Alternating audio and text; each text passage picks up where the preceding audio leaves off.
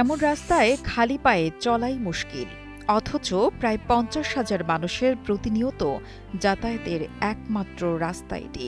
যোগাযোগ ব্যবস্থার এমন বেহাল দশার কারণে এই গ্রামে কারো মৃত্যুর সংবাদ শুনেও অনেকে জানাজায় অংশ নিতে অনীহা প্রকাশ করেন। স্বাধীনতার ৫৪ বছর পেরিয়ে গেলেও এখানকার মানুষের জীবনযাত্রায় এখনও ছোঁয়া লাগেনি উন্নয়নের।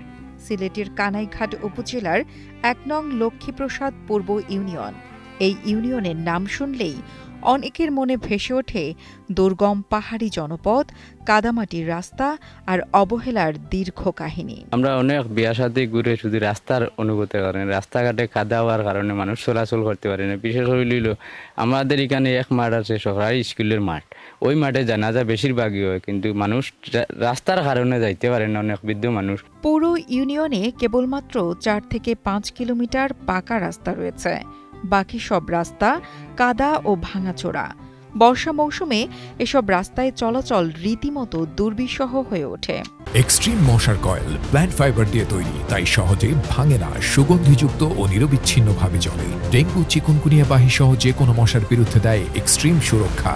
আমার মনে হয় এটি বাংলাদেশের মধ্যে সব অন্যতম একটি অবহেলিত ইউনিয়ন, ইভেন সবচেয়ে অবহেলিত ইউনিয়ন। এবং আমাদের ইউনিয়নে বিচ্ছিন্ন অবস্থায় হয়তো কোনো রাস্তা নেই, এমনিতে ডালাই হয়তো ১ কিলোমিটারের মতো হবে, তাও একসাথে না, বিচ্ছিন্ন অবস্থায় আছে। সকালে কর্মস্থলে যেতে অনেকেরই ৪ থেকে ৫ কিলোমিটার কাদা মারিয়ে হাঁটতে হয়। অনেকেই বাধ্য হয়ে বাড়তি কাপড় নিয়ে বের হন। এক সেট কাপড় মাটিতে নষ্ট হলে কর্মস্থলে গিয়ে বদলাতে হয়।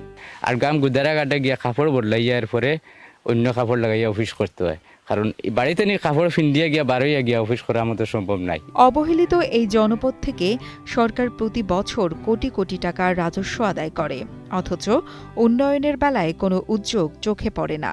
ফলে যোগাযোগ ব্যবস্থার দুর্দশায় শিক্ষার্থী ঝরে পড়ার হারও দিন দিন বেড়ে যাচ্ছে। আজাদুর রহমানের পাঠানো তথ্য ও ভিডিও চিত্রে ডেস্ক রিপোর্ট, কালের কণ্ঠ।